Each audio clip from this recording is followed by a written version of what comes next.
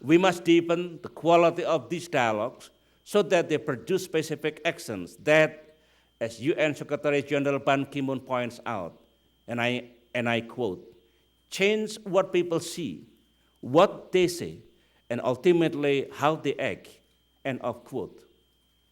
This initiative should not always be a meeting of like-minded moderates, although surely this is also important. They should also include disbelievers, for a dialogue should not be reaffirmations, but an honest attempt to understand the concerns of the other side. The point is to listen and not just talk.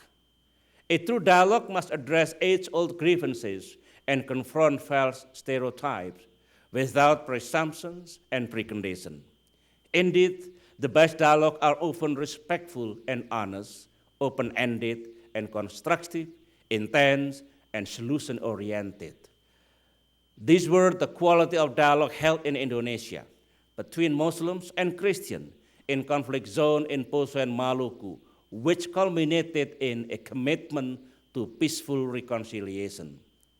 The third imperative is the need to find a solution to burning political conflicts that have driven a wide wedge, specifically between the Western and Muslim worlds. Today, some 2 out of 3 Muslim countries are in conflict or face a significant threat of conflict.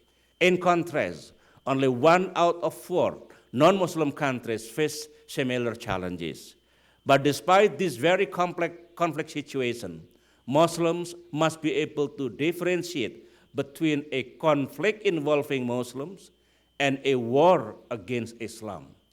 I do not believe that any of the civilization, Western, Hindu, Sinic, Buddhist, Japanese, are systematically and simplistically engaged in a war against Islam.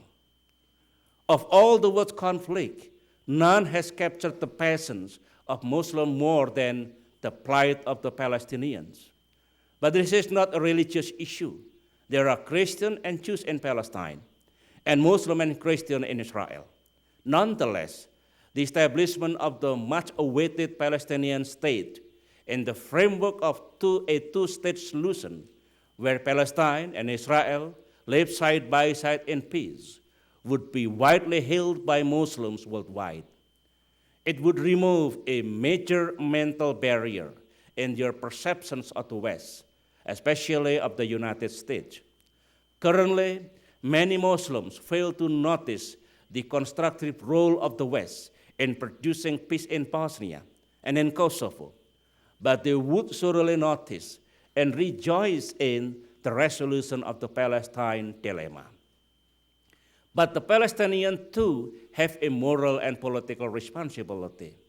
It is difficult to attain and sustain statehood unless there is unity among the Palestinian faction.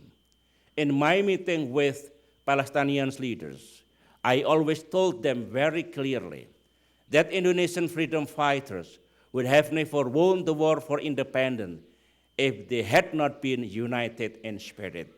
The bottom line is, we desperately need to end the vicious cycle of conflict and violence. The timely withdrawal of Western forces from Iraq and Afghanistan would also alleviate Muslim fears of a Western hegemony. And all this political solution would reduce terrorism as a crime that deviates from the true teaching of Islam as a religion of peace. I would also turn the feeling of fear and humiliation among some Muslims into hope and self-esteem. The fourth imperative is to strengthen the voice of moderation in our communities. By nature, moderates are open-minded, flexible, and prone to an inclusive approach through outreach and partnerships. In contrast, extremists are driven by xenophobic fear and bent on confrontation and exclusion. Because both moderation and extremism will grow in the 21st century,